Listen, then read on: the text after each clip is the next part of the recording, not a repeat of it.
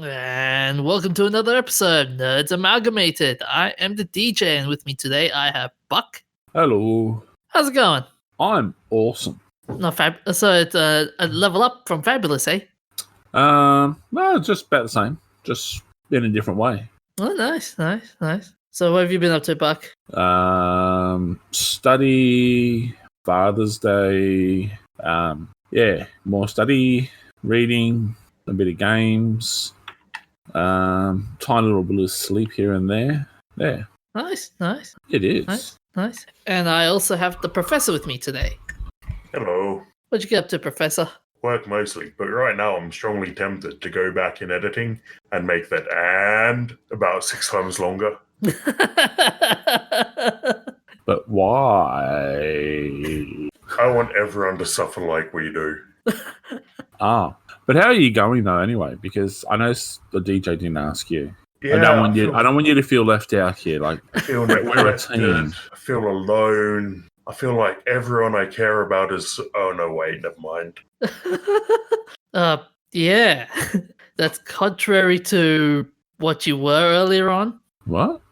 Sorry. But anyways, what you guys got up to for Father's Day? Spend time with my dad. Oh, Yeah. no great lunches out to the sea on the bay. No great presents get reveals. Nothing like that. We went to a Vietnamese restaurant. Oh, nice. You, Buck? I spent it with my dad. Okay.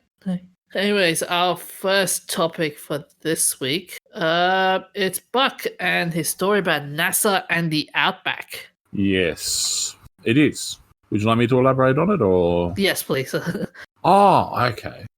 Well, as part of the preparation for the next Mars rover program, scientists from NASA and also the European Space Agency have been going to Western Australia to go and wander around the rugged ranges and suffer quite miserably in what's actually some of the most beautiful scenery on the planet, but it's just a little bit too rugged for them. But yeah, so that they can understand what to look for when they're driving around, because certain sections of the Western Australian outback are as close or as untouched as anywhere else on the planet, and also highly rich in fossils, etc., and that sort of stuff, signs of life, that sort of thing. So they've been wandering around areas such as the Pilbara, and which, believe it or not, the Pilbara region is actually being referred to now as the cradle of life on Earth. So it's not in Africa. It all started here in Australia. Yeah, well, off the coast of the Pilbara, there's a whole lot of stromatolite beds. And stromatolites are, I think, cyanobacteria, which are the first bacteria to produce oxygen, which itself was toxic to the bacteria.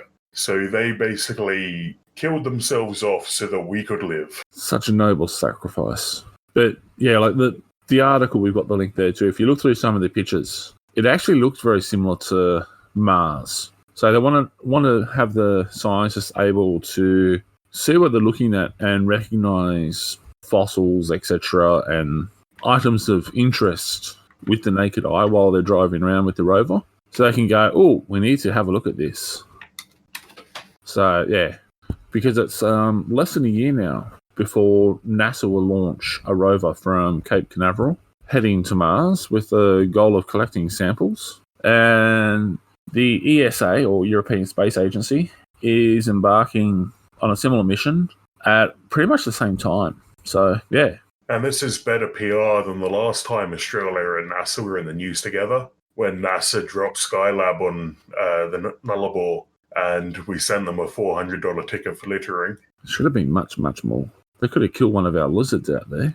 The interesting thing with this type of environment is, you were right, Buck, in terms of it's a similar environment to Mars, but then it unlike the Pilbara, unlike Mars, Pilbara doesn't really change, does it? Like Mars, you get like dozens of environments just changing rapidly, unlike in the Pilbara. Pilbara is just consistently hot. I don't know.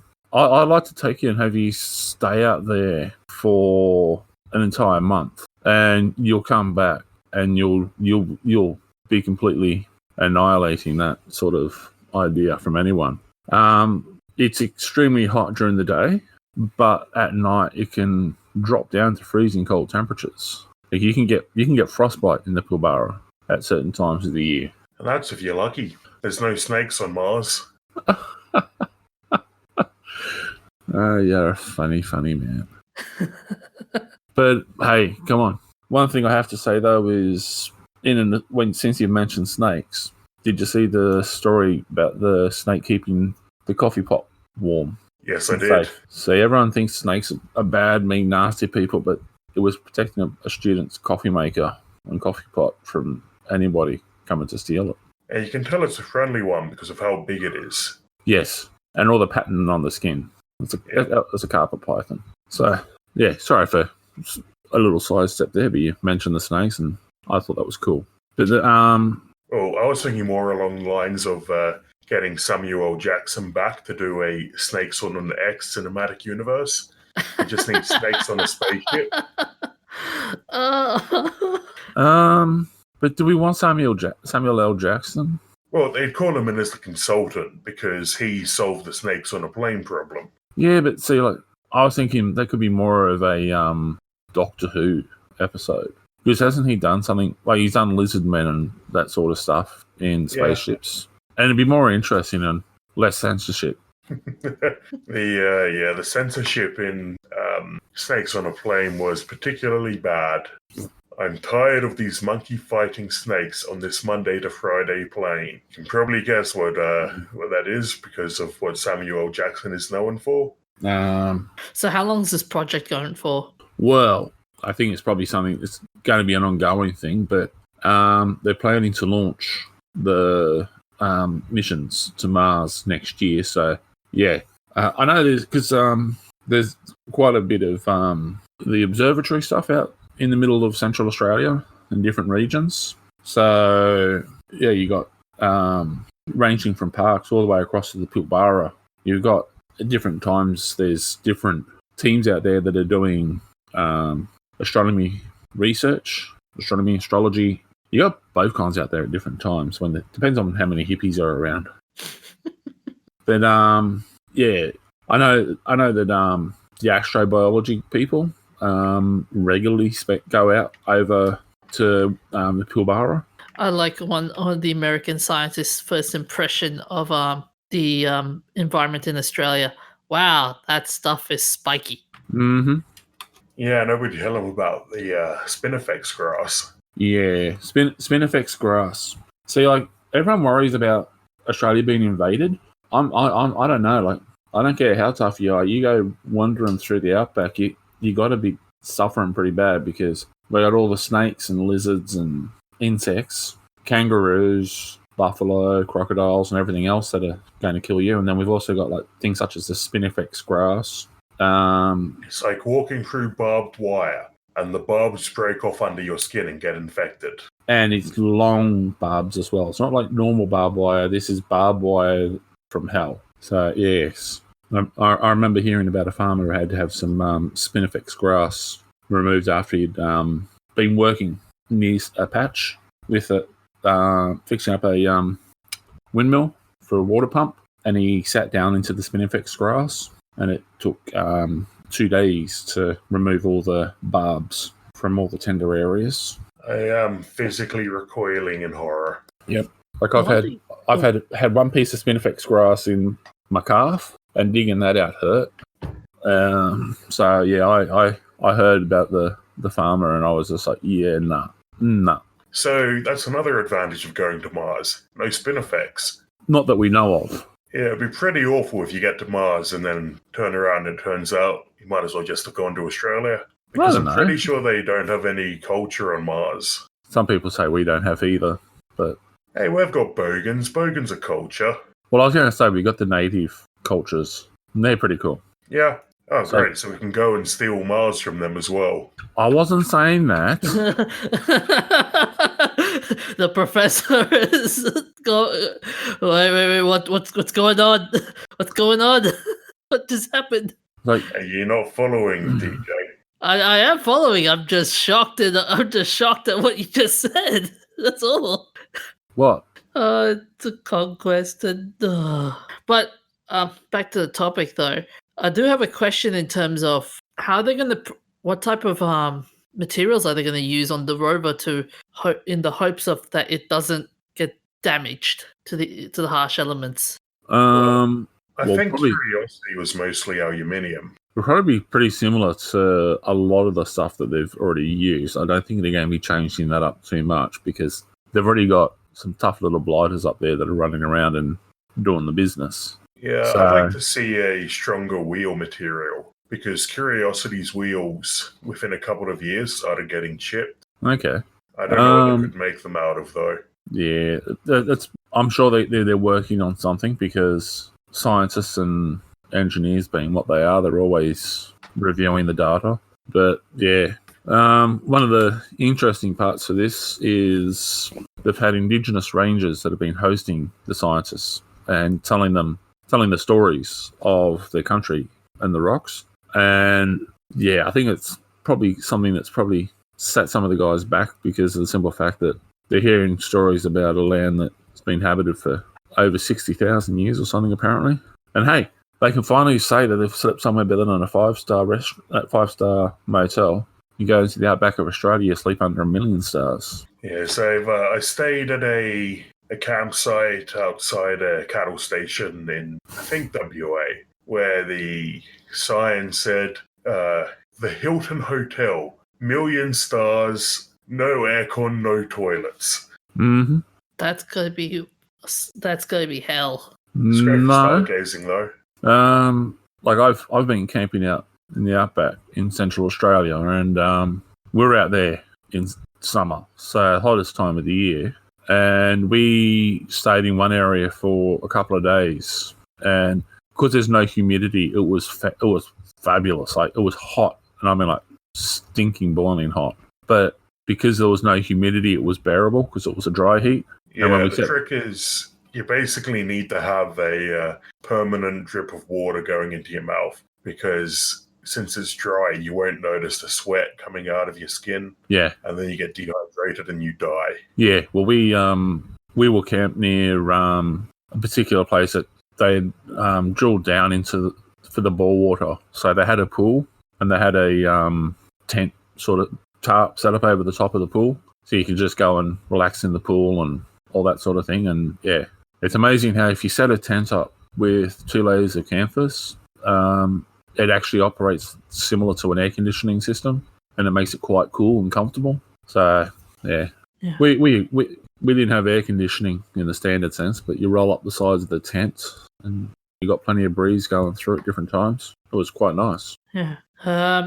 So you reckon this will be a big success or just It's probably going to help them stand more of a chance of finding evidence of life and that sort of thing, and they're probably going to need to get some more geologists onto the team. But yeah, it's just one of those factors that at least they're actually acknowledging the fact that they need to start doing some of this sort of stuff a bit more. And yeah, they're doing it in one of the most picturesque areas you can find, really. Yeah, that's true. Anyways, moving along. Professor, you've got a story about Chucklefish and no pay. Yeah, more controversy from the gaming industry. A former Starbound developer, Damon Reese, accused Chucklefish of not paying him for his work on the game. And he said he was 16 years old, just starting his career, and he's only just come out about it because he didn't want to be blacklisted for taking Chucklefish to court or anything about that. But he apparently wasn't the only one. I believe there's 8 people coming out with claims against Chucklefish at the moment. Yeah, it's pretty slack. Ripping off a 16-year-old. Yeah. Very, very slack indeed. Yeah.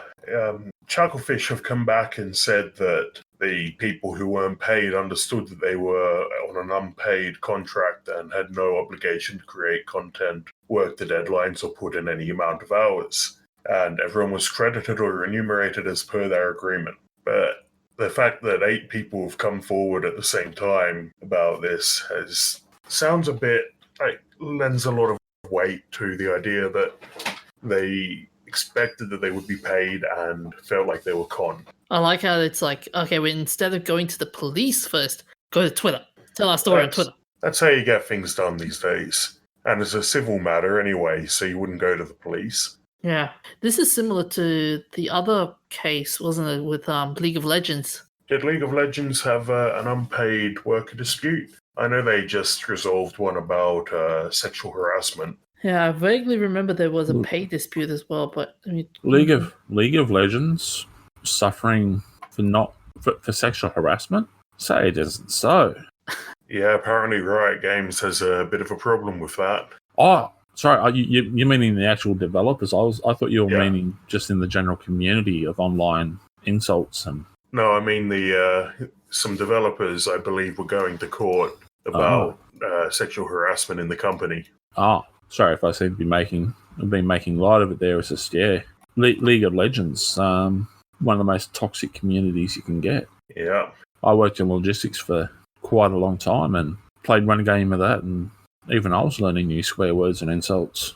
I actually had to sit back and just listen and write them down. I was quite impressed. Yeah, it's really disappointing that all of these stories of game developers being ripped off or treated unfairly by their companies are coming out. It reminds me of about 13 years ago now, the EA spouse letter, which was the start of unveiling a whole lot of poor working conditions across the industry back in 2006. Mm-hmm. Feels like we're going through another phase of that. Yeah, I'm worried about sounding like a broken record here and harping on about it, but there seems to be this attitude in amongst these companies and the studios where they don't look after their people properly. So, I'm not sure. It's just... Yeah, and we've seen the effects of it. Like, remember when Telltale Games, when the expose came out about Telltale Games and how their company fell due to the employers not treating the employees right. There's also the situation with, was it Mortal Kombat, where developers were watching that much traumatic material that some of them were getting PTSD, but they didn't want to acknowledge that because of the symbol and discuss it because they were worried about getting sacked. So we're here for you, Professor, if you ever need to talk. But I'm an indie developer, like self-employed developer. Yeah, I know, but just making sure. Doesn't mean I have to abuse myself. So many lines, and I know I get in trouble for saying pretty much any of them. I'm hoping that groups like Game Workers Union are able to pull together the support to help improve the industry. I think a big part of the problem that the EA spouse letter brought up back in the day is that you have all of these young developers rolling out of uni, hear about a game development job and think it's going to be all fun and games, basically. But then they get treated poorly, they burn out, drop out of the industry, and there's a new batch of students who have just graduated ready to come in the door. Mm-hmm.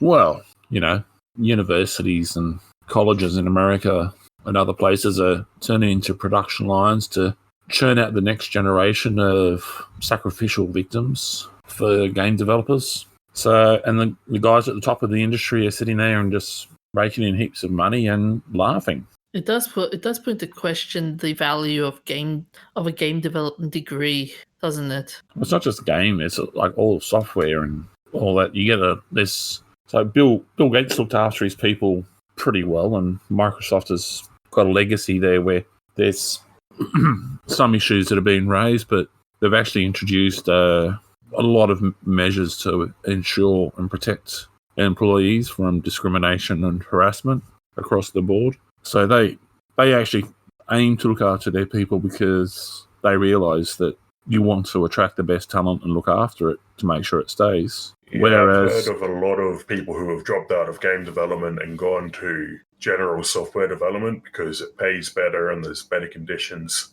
Yeah, like back in the day, Microsoft would go scouting for talent, and when you started working for them, you had your own office, but you could decorate yourself to however you wanted. And like they've got free coffee. So you're on the campus, and they got cafes all around the place, and it's you don't have to you barely pay anything for food or drink while you're working there. And more recently, there's Google doing the same. Yeah, to an even bigger level from what I hear. Yeah. I mean, Microsoft never had a free story slide. No, but they started the culture that led to Google doing that sort of thing. Whereas you look at companies such as EA and so forth, and it's just, like that.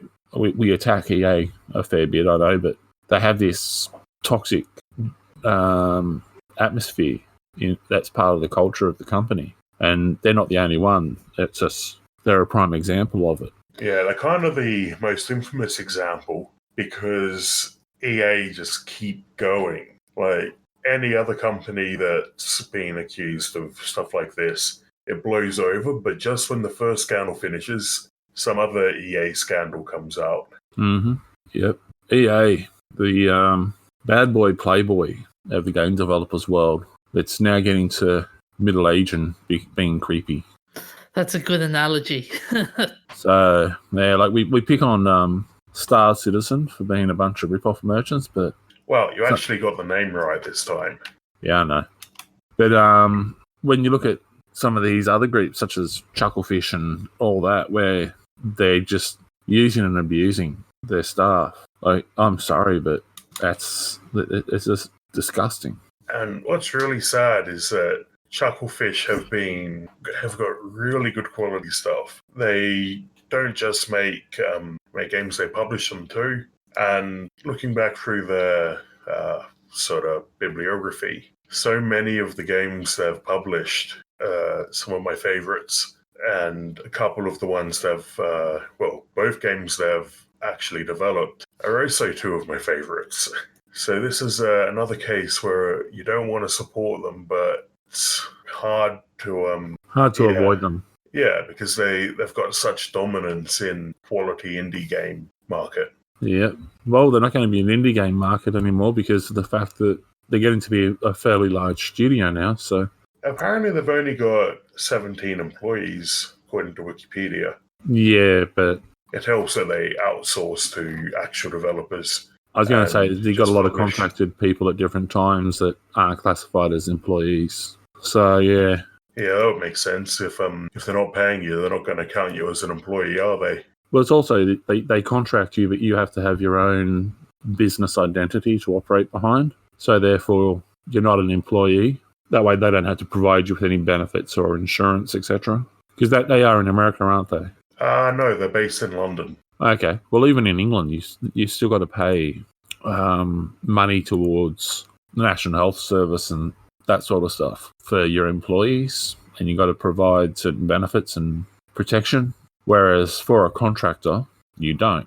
They have to look after all that themselves. So out here in Australia, if you've got someone who's contracted to do a job, you don't pay them superannuation. You don't have to pay insurance for them. You have your own corporate liability insurance, but they have to insure their own. And if something goes wrong, it's their insurance talks to your insurance, and their insurance goes, "Oh, he stuffed up, so it's his fault." So yeah, that's what I'm taking as how they've done it. I haven't looked at their corporate structure, but if they're putting out a lot of good content, they've got to have a lot of people working on it. You got a lot of people working on it, but you've only got 17 employees. You're going to have a lot of people who are contracted in some way. Yeah, I wonder how it works. How it will be like with Australia, with recently one of the Australian gaming studios that got shut down a while back. Which one specifically? I remember specifically The one that was only just a month or two ago. Yeah. Crap, I've forgotten their name. I know we gave them a shout out, but I don't remember who they were. Oh no! Quick! Someone check his pulse. Quick, to the Australian Game Developer Survey. Well, I wonder how it's also interesting how we'll be seeing game developers also being poached to Chinese companies, mobile gaming companies in China, like Tencent Games, for example. Well, that's a difficult one because it's an entirely different approach. But I know even for like Microsoft has got an office in China, and their attitudes there are they look after their employees extremely well. Google has an office over there, and they look after their people extremely well. As for Tencent Games, I haven't heard anything, but the fact that games such as PUBG and all that was shut down because of the fact that it was toxic behaviour on the online play and that sort of stuff. Yeah. Here we go. It looks like the company I was thinking of was Defiant Development. Okay. They shut down in July this year, which is a damn shame because they released 2 main games, the Hand of Fate series, and they were working on the 3rd one when they shut down. But for context, Defiant, according to Wikipedia, had 25 employees and released 2 games over 9 years. Mm-hmm. Oh, no, sorry. There's quite a few games there, but they're much smaller games than what Chucklefish releases. So they've got more employees, but they've churned out less content. Yeah, but once again, that's employees. They're not listing out the contractors. Yeah. Because you'll have people who own their own company, who are independent operators, such as yourself, who will pick up a bit of work just to subsist on while they're doing their own thing at the same time. Because didn't we have 2K games a couple of years ago in Australia as well? Yes, we did. So, yeah, easy way to offset your costs of an employee is the contracted position. So, yeah, unfortunately, most of the world is learning that from the Americans. Yeah.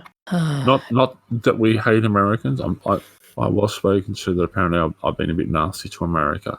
I got lots of friends who are American and they're great people. And I know there's lots of people in America that are great. So most of your politicians are dumb. Anyways, moving along. On last topic for the night is James Cameron mulling on a possible Terminator trilogy, a new one. Uh-huh.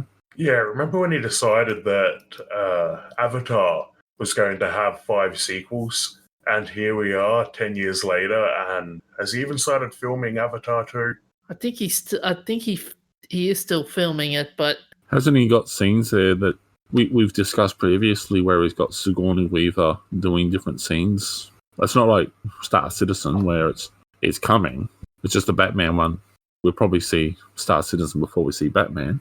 You know, funnily enough, Star Citizen has a lot of big actors in it as well. Mm-hmm. Right, the only one I can remember off the top of my head is Mark Hamill. So they're both big name brands that are taking bloody forever to actually come out. So James Cameron in this one is saying it's special that he's being reunited to the Terminator movies. What else has he been saying? I don't know. You're telling us.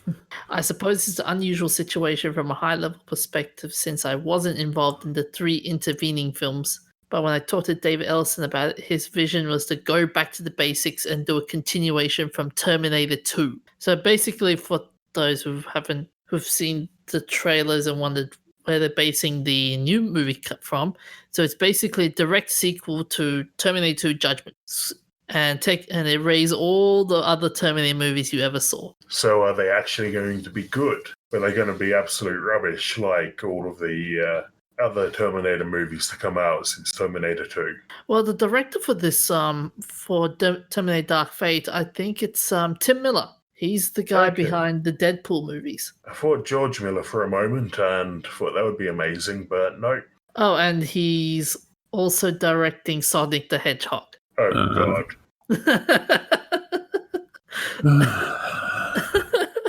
You just lost us. It's gone.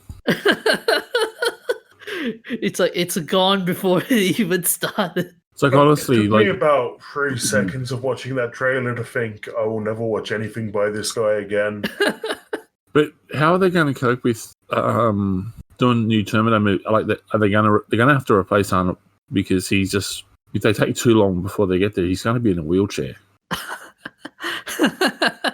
Autobots, roll on. Yeah, it's just, and what was the Sarah Connor. She's the lady who played Linda Hamilton, wasn't it? Yeah, Linda Hamilton. Yeah.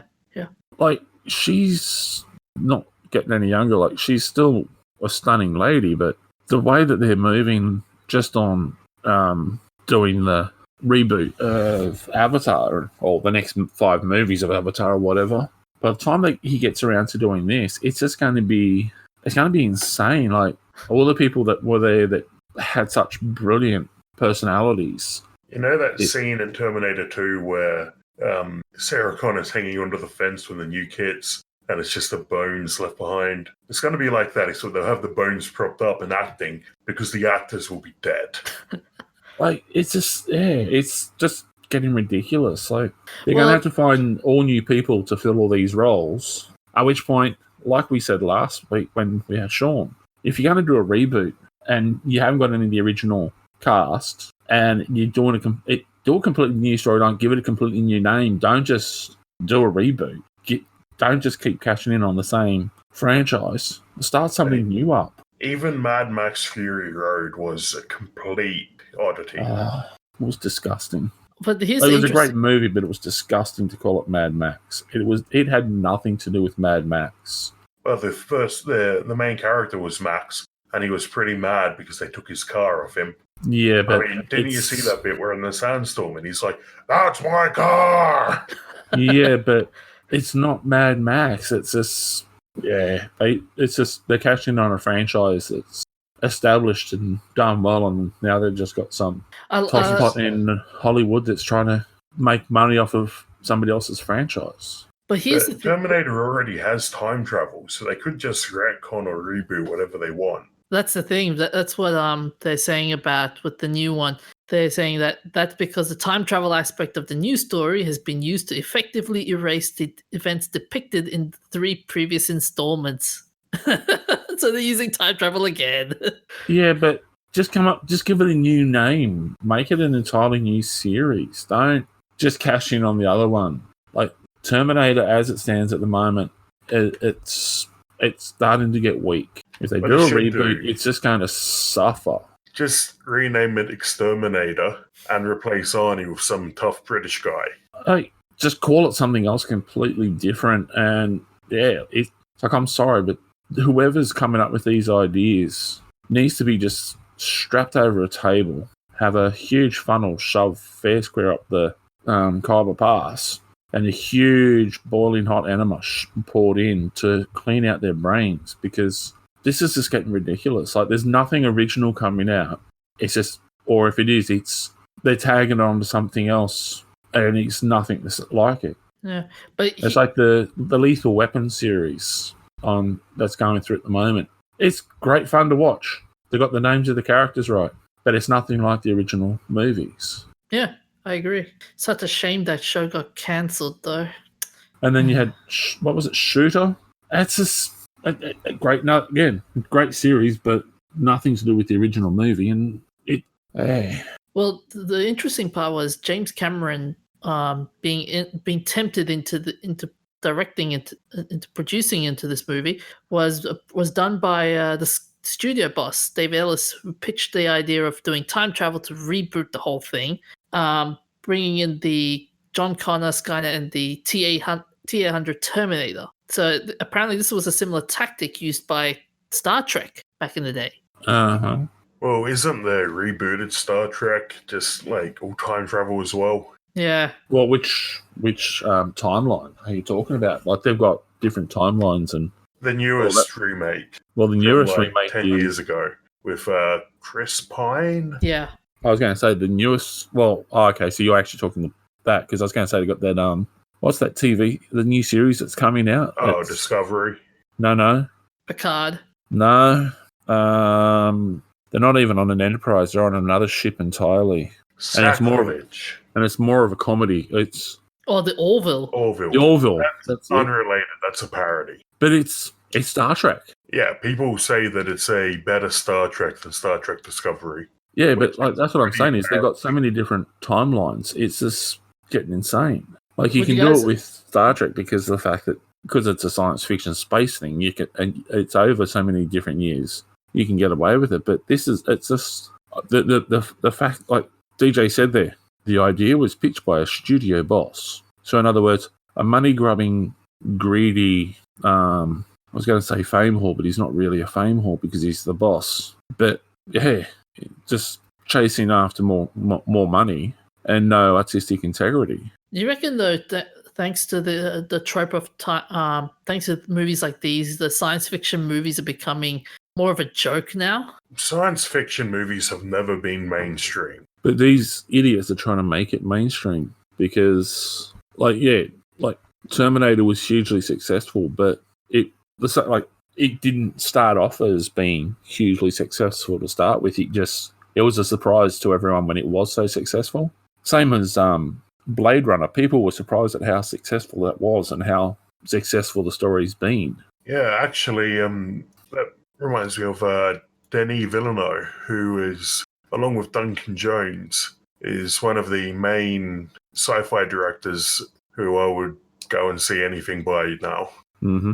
But you got some of the guys out there that are doing this sort of stuff that refuse to work with some of the major Hollywood studios just because of because of the fact that it's the money grubbing lack of integrity that comes through. It's like Quentin Tarantino doesn't work with them on a lot of these things because he doesn't want to. He does it because they start dictating on how he's supposed to do it. So he does his own thing as much as he can. Yeah, and you hit it right on the head. You said the same thing what Cameron has said as well in terms of sci-fi movies. They're just pandering to a large audience, making big, expensive films. And it's not like the proper sci-fi films that created the genre and set it up as it is. Like, you go look at some of the most amazing sci-fi films from film history. There was no CGI, and that was the thing that made them so brilliant. You had series such as The Land of the Giants and that sort of stuff. They didn't have CGI for it, and it was you could see that with some of the props were pretty crass and poor, and the same with everyone's favourite series, Doctor Who. Yes, I was just thinking while you were saying that of one of my favourite gadgets from Doctor Who, which is this big cabinet-sized machine. I don't remember exactly what it does, but it's basically a box with some lava lamps glued on top. Yeah, like the original soundtrack for Doctor Who. Like, we've shared that on a Facebook page, and the guys doing that it was pure imagination and just completely insane way of coming up with all of these bits and pieces, the sound effects. And the TARDIS is a key being dragged along piano strings. Yeah, and then you got that, and there's one of the all-time greatest, the monster from the Black Lagoon and stuff like that, which was a guy in a rubber suit. King Kong, one of the old original black and white versions, King Kong was actually a chimp. It was literally a chimpanzee that was climbing up a statue on a set, and they had a carousel thing running around above him with the planes, and they were kind of nasty with how they did it, but they had it so that he was getting angry and agitated, so he started attacking it. And they got the footage. But I don't condone that, but you got so much of those movies throughout the decades that the special effects were special effects. It wasn't just all CGI. Yeah. You had people there where it was literally, you had people with so much more being done on the set that people were interacting with. Now you got someone standing there in front of a green screen or blue screen, whatever, and they're doing all their acting, and then all the scenery's put in afterwards by computers, and then you got all the special effects being added to it. And special effects these days are astounding, but there's certain things that I think they still don't quite capture, not just the graphical quality, but having people actually in the environment instead of reacting to what the script tells them. Yeah, a certain weight to the actions. I don't know how to describe it, but I think you get the idea. Yeah. Well, I can't remember which movie it was, but I remember in one of the movies, I think it was Harrison Ford, actually had part of his eyebrow singed off from an explosion because they needed him to be in a certain position. And they said, but when we give you the cue, you got to move and you got to be over here, because if you're any closer, you're going to get singed. And it singed some of his hair and his eyebrows. I can't remember if it was one of the Indiana Jones ones or something else, but he had to wear a hat for the rest of the movie because of the fact that otherwise he just had no hair. It does remind me of the unfortunate accident in the Twilight Zone movie. Oh, yeah. They decided to do a particularly low pass with a helicopter, and the fireworks were overloaded. So when they set off the special effects, they shot down the helicopter and it killed the lead actors. Yeah. Even when you look back at some of the James Bond movies, they've got some of the most amazing special effects, to the extent where they actually had one of the cameramen had lost his foot in a helicopter accident because he was hanging off the side of a helicopter to get the footage. And we're talking about back in the days when the cameras they were using were about the same size as the torso of a large man. And he was out there and he did that. He lost his foot. And as soon as he could, he was back on set and filming. But these days, they just, if they've got to leave the air conditioning, then it's not on. So anyways, would you guys be hyped for a Terminator series? Nope. No? Given what I've just said, do you really think I'm going to be? Like, I go back to Doctor Who in the black and white. I don't think so, but fair enough. Yeah, Doctor Who's another oddity where they managed to do a complete reboot, new actors, new cast, new crew, and get it right. But it helps that they've already done that 8 times before Doctor Who was rebooted. Yeah, they built it into the storyline to allow them to be able to do it.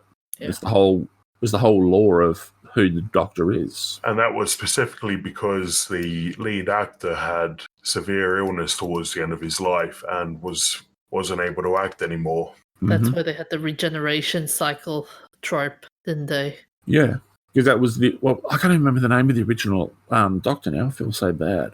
But William Hartnell. That's it. Thank you. But yeah, like he had some health concerns and they had to generate a way that they could keep going because it surprised them how successful it was, because it was this thing that nobody expected to do anywhere near as well as it did. And here we are. How many decades now is it, Professor? Like 55 years. Like this show has been going so long that the newest batch of fans are the children of the adults who were watching it when it first came out. I mean, it's old enough now that one of the lead actors is married to the granddaughter of one of the other lead actors. Yeah, that's just basically what I was just saying. Like, this goes back to like when my dad was in his 20s. He watched some of it and he laughed at it and thought it was kind of crazy. But there were other people out there that just absolutely loved it, and it wasn't just the kids. And now here we are, 55 plus years later, and it's still one of the strongest running series out there. Like, literally, there's nothing else that stands up against Doctor Who for the quality and longevity. Yeah, that's true. Anyways, in the interest of time, we should move on. So, Professor, what games have you been playing? I've been continuing on with Dicey Dungeons. Nice. I've unlocked all of the main characters. There's one hidden character who presumably you unlock when you 100% the game. But I've now unlocked episodes mode, where each episode is a particular modifier. So one character gets extra attack, but he also takes damage when he attacks. Or another character has to throw away their gear after each battle and start again from scratch. Now, one question I didn't ask last time about this is it only D6 or do you get the D8s and D12s? No, only D6. See, I reckon that would add a whole new level of sophistication to it. Like if you had all the different polyhedron dice, so you could have a D4 running around and you have your D20, who's the ultimate champion that comes out. Yeah, it would be... That's the next version of it, I guess. Possibly. Dicey Dungeons 2.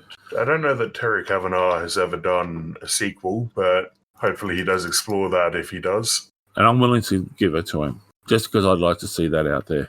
I'd like to see the D4, the D8, the D10. Or the D100. It's a tag team character. Ooh, that would work. and the D20 and the D24. That would be amazing if that actually happened. I'd definitely go buy that just because that would, like, this is looking cool, but if they did all the polyhedron rather than just the D6, it would just take it to that next level. Somebody got Terry on the phone. Yeah, here's I think that's a D100. Yeah, D100 dice. Yes, in a standard 7 set, the D100 is 2 D10s. Yeah. You roll 1 for the hundreds column and 1 for the tens and ones column. Holy shit, there is a D1000 dice. Yeah, it gets pretty insane. Yeah, there's D400 too. Yeah, but what sort of what spell are you casting where you need a D1000? I'm sorry, but that's like you got Tiamat and a couple of the other gods waging war. I say it would probably be mostly useful for those random generation tables. You know, the list you get where it's like roll dice to pick magical loot? Yeah, I don't know. I'm still not sold on it. Anyways, Buck, what have you been playing? I've been continuing on with Albion Online. Nice. I've advanced my character up a level, so I've now got better armor and better weapons. Just got to unlock all the other bits and pieces so that I can get better tools for mining and so forth. And it looks like apparently, because I've done absolutely no research about the game before playing it, apparently you get to build yourself a house and have pasture where you have different horses and so forth. So, yes, I'm looking forward to that. I've been playing D&D with Buck as well. And how have you been finding that? What's up, Professor? Has Buck tried to kill you yet? Nope. I have, but he has been pinching. But he's been pulling my ear just to stop stealing. Yeah. Every time because I have him sitting beside me, and every time he grabs a dice, I'm watching, and he goes, "Is there anything to steal?" Well, and I'm sitting there, and I just reach across as though I'm grabbing him by the ear, and I go, "Yeah." The Asima reaches across and grabs the halfling Lightfoot rogue by the ear, picks him up, drags him closer, and grumbles at him in thieves' cant, saying, "No, behave." But it's fun to steal. Not in the town where we're living. Oh. Although I have to admit, the lady at the general store was rude to my character, and in character, I stole 3 or 4 health vials and hid them inside her store, which confused the DM because I managed to steal them, and then as we're leaving, he sent someone after us, and he didn't quite catch when I said I steal them and hide them in the store. So she sent her big heavy lugs of security guards to attack us, and they searched us and couldn't find them. So how have you been finding playing D&D with us? I've been finding it fun, actually, especially the comedy routines we've been pulling off. Like the time I tried to sneak into a camp and just absolutely failed at it. Yep, and then yes, we pick on the other halfling for his oil. and one of the characters that has a missing arm. Was a hand? Half his arm from the elbow down. We've now nicknamed him the one-armed bandit because he's a pirate. But apparently he's not part of the thieves circuit. So, but it's fun though. It's fun to play D&D for the first time. So I want to play more, but we'll see how we go. I need to get the monsters manual and whatnot. So yeah, we'll learn about your character more. Yeah. Anyways, so moving on to our shoutouts. On the 1st of September 1902, A Trip to the Moon, considered one of the first science fiction films, was released in France on this day in 1902. The brainchild of French film pioneer Georges Méliès. The silent black and white film tells the story of an astronomer's dream. A group of men travel to the moon by the way of a giant cannon. Do you know which book that was based on? No. Professor, can you help him out? Would it be the Jules Verne one? I can't remember the title. Yeah, I can't remember the title. I think, but yeah, they use a cannon to shoot them to the moon. Yes, which we now know would cause horrible, horrible G-forces. Not for us, but most of your spaceship would burn up in the atmosphere on the way out. Yes. Although, funnily enough, this reminds me of Wallace and Gromit with their trip to the moon. But once again, it's all off the Orwellian prediction. Yeah. So, 2nd of September 1752, Great Britain, along with its overseas colonies, adopts the Gregorian calendar.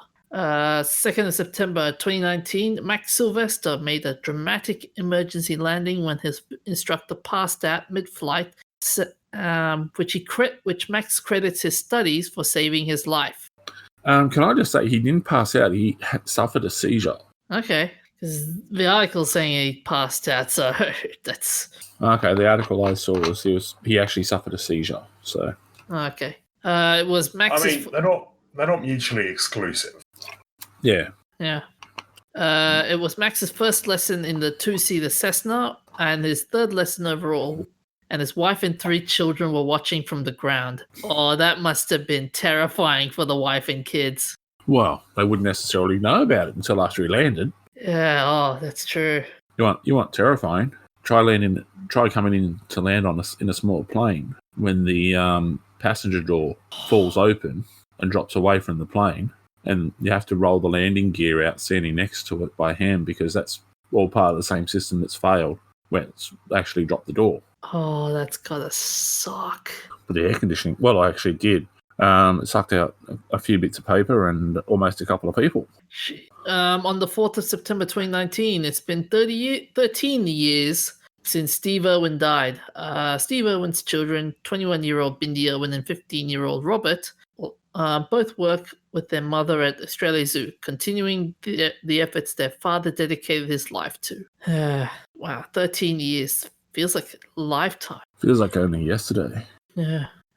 Remembrances. So, 2nd of September 1973, J.R.R. Tolkien, English writer, poet, philologist, and academic, who is best known for the author of classic high fantasy works The Hobbit, The Lord of the Rings, and The Silmarillion. While many other authors had published works of fantasy before Tolkien, the great success of The Hobbit and The Lord of the Rings led directly to a popular resurgence of the genre. This has caused Tolkien to be popularly identified as the father of modern fantasy literature, or more precisely, of high fantasy. In 2008, The Times ranked him 6th on the list of the 50 greatest British writers since 1945. Forbes ranked him the 5th top-earning dead celebrity in 2009. He died from a bleeding ulcer and a chest infection at the age of 81 in Bournemouth. And the most interesting thing is a lot of the stuff for his stories for The Hobbit and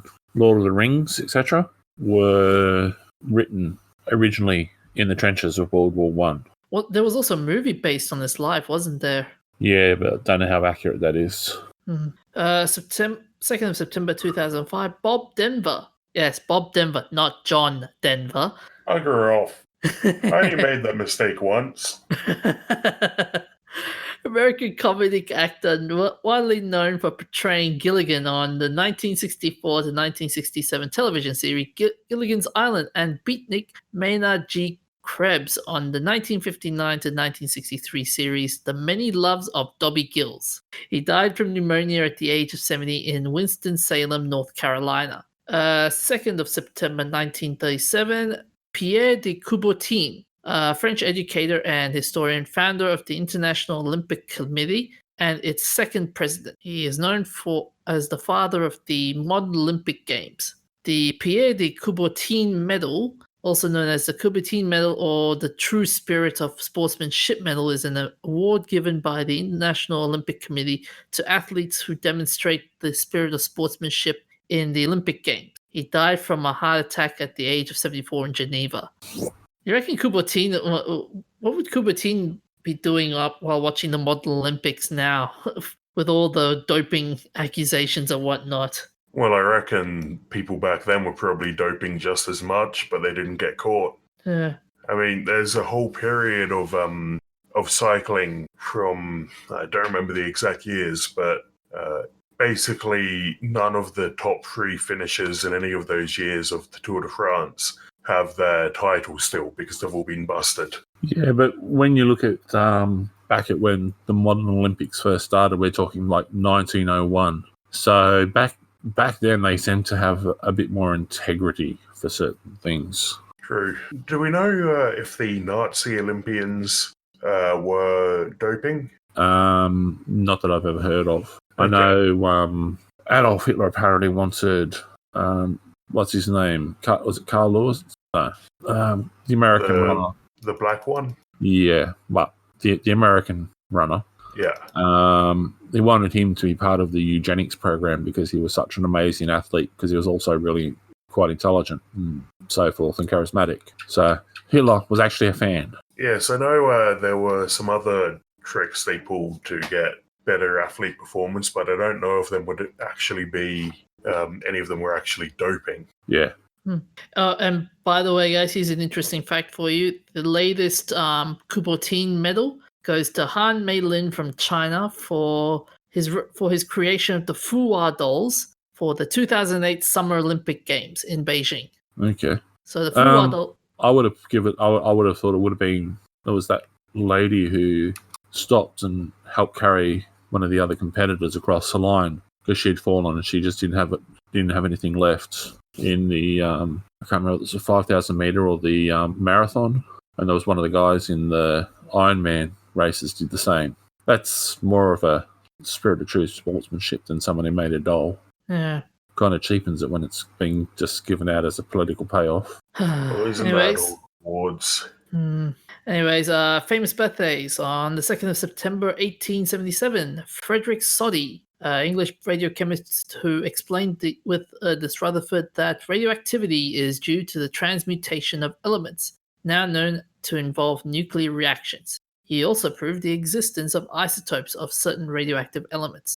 His works and essays popularized the new understanding of radioactivity, was the main inspiration for H.G. Wells' The World Set Free, which features atomic bombs dropped from biplanes in a war set many years in the future. Wells' novel is also known as The Last War and imagines a peaceful world emerging from the chaos. In Wealth, Virtual Wealth, and Debt, Soddy praises Wells' The World Set Free. He also says that the radioactive processes probably powers the stars. He was born in Eastbourne, Sussex. Yes, the alchemists were right. You can transmute material, but they were completely wrong about how you do it. And there was no magical stone that could do it. Well, uranium is a stone. And just because you haven't found it, you haven't actually proved it doesn't exist. You just haven't found any evidence to support that supposition. On the 2nd of September, 1936. I love it when Buck does that. On the 2nd of September 1936, dun, dun, dun, dun, dun. Andrew Grove, a Hungarian-born American businessman, engineer, author, and a pioneer in the semiconductor industry. He escaped from communist-controlled Hungary at the age of 20 and moved to the United States, where he finished his education. He was one of the founders and the CEO of Intel, helping transform the company into the world's largest manufacturer of semiconductors. As a result, you were trying to do the Intel song. Yeah, I was about to ask how many times you watched the ad to get that. Yeah. As a result, Don't do the Mac login sound. Dun. What about Windows 95? Which one? The Piranino one. You mean the ding ding ding ding? My God, you got. My God. Windows NT? No, I can't do that one. I can't. Stop. Windows NT Pro. What about the dial-up sound? Can you do the dial-up sound?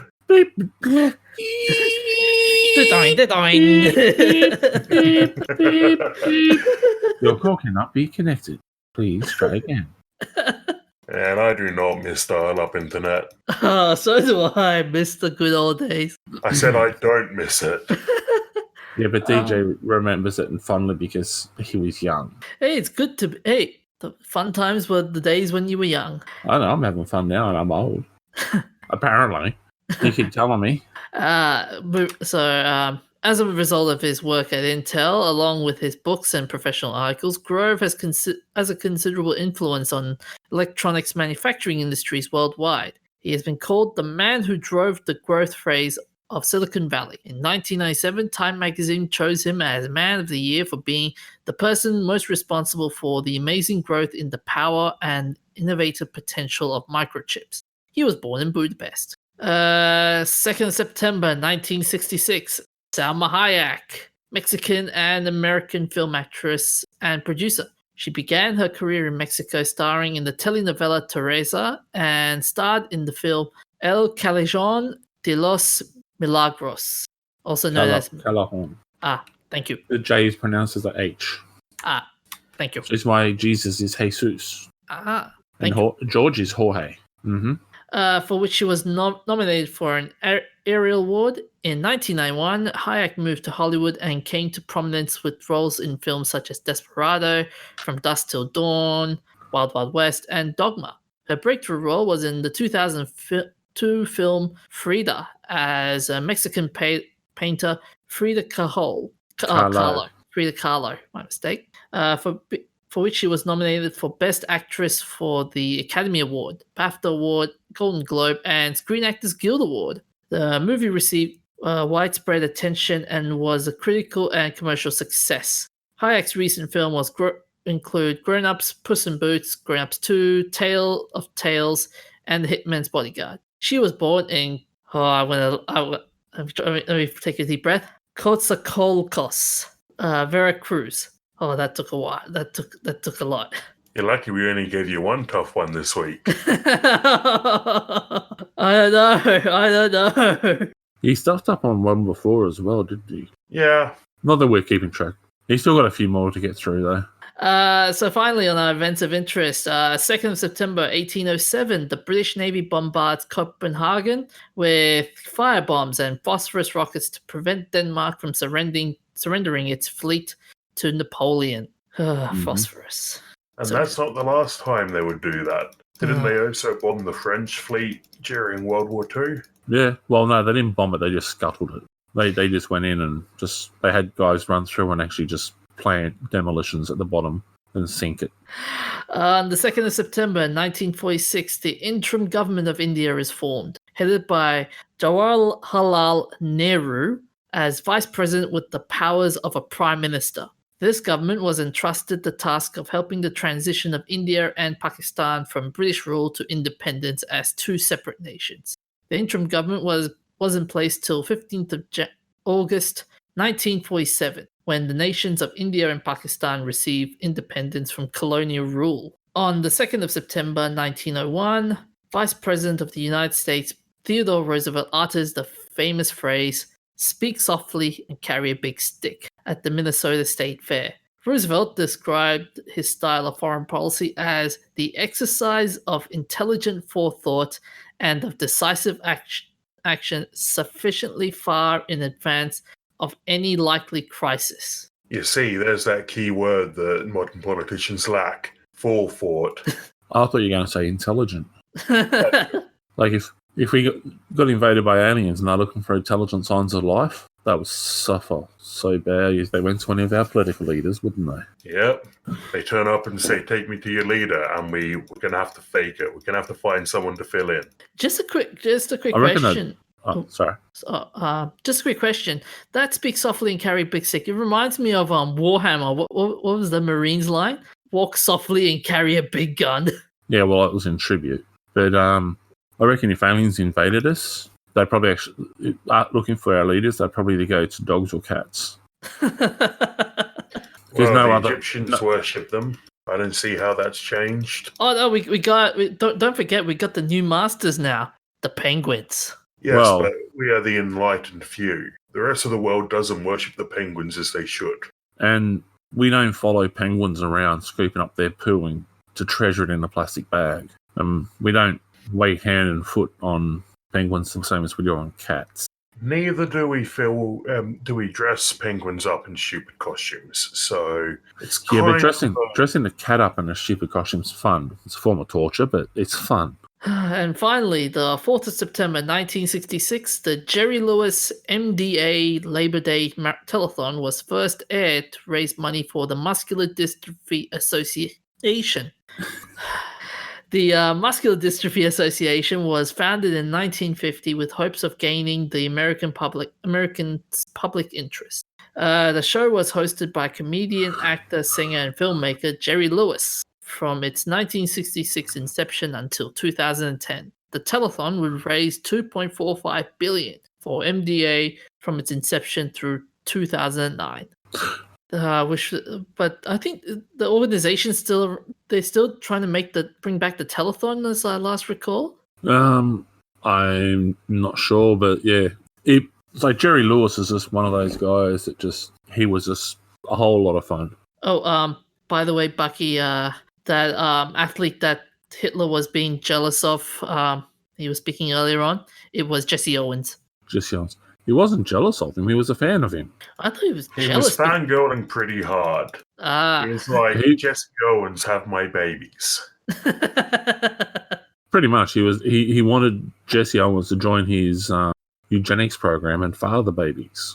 Which, when you consider the Nazi policy that anyone who's not an Aryan is subhuman, kind of puts him on the back foot, doesn't it? Anyways, anything else to add in before we end the show for tonight? Well, do we have a particular shout out for this week? You guys want to add? Podcast friends? I would say Off with the Fairies. That's exactly who I was thinking of as well. Especially, I can't remember the name of the lady who's part of the cast, but she's got a show down in Melbourne as part of, is it the Fringe Festival or something? Okay. I haven't heard about that, but we'll have to give her a shout out on our page. Yeah. Anyways, that's it for tonight. Where can they find us, Buck? Well, I'm usually located in good cafes, libraries. And his house. You're located on a couch. I meant, where can they find the podcast? Well, you didn't say that. No, he didn't. I didn't, Drew. Well, you can locate us at tnc.com. Well, that's not Canon Productions. You can find us on Spotify, Apple. I'm not sure what they call it because I don't really do anything with Apple. Spotify, anywhere where there's good podcasts, such as Stitcher. We are on Twitter. What's our Twitter address? Oh, it's at an amalgamated. And our email address is nerds.amalgamated@gmail.com for if anyone has any business inquiries. Or even if you just want to send us an email to say, stop picking on us. Yes. If Donald Trump listens to this podcast, feel free to send us an email saying, stop picking on me. Yeah. Interesting thing for Donald Trump is the Bloodhound Gang wrote a song about him years ago. Well, why is everybody always picking on me? I thought you were going to go for the bad touch. No. If you listen to Why is Everybody Always Picking on Me, you'll understand. Okay. The star from the Off with the Fairies podcast that I was thinking of is Isabella, and she's How Far I'll Go at Melbourne Fringe. So if you're in Melbourne and you want to go along and check out an amazingly talented person, yeah, go along and enjoy the show. Anyways, that's it for tonight. See you guys. See you next week. Take care of yourselves, look out for each other, and stay hydrated. Hooroo.